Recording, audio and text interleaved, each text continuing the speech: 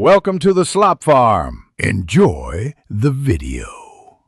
You start by preparing access.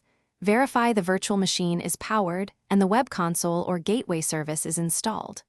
Once done, open required ports on the host and cloud firewall, typically 80 and 443 or your custom port, and confirm the VM's IP or DNS name. Make sure you have the admin username and either the password or private key at hand. This step reduces interruptions later because network and credential issues are the most common blockers when you try to reach a VM through a browser. Next, install and configure the web gateway or console so the browser can proxy to the VM.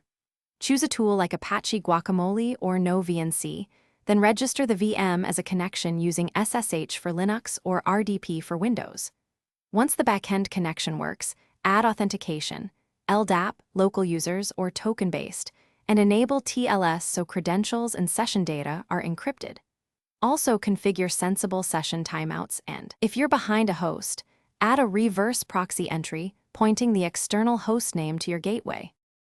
Finally, connect from your browser to the gateway URL, log in with your admin account, and launch the VM session. You should verify keyboard and mouse input, display resolution, and optional clipboard/file transfer to confirm a smooth experience. If you can't connect, inspect the gateway and VM logs first, then recheck firewall rules and TLS certificates. Make sure backend SSH/RDP from the gateway host to the VM is allowed. If problems persist, restart the gateway service and test locally on the host to isolate network issues.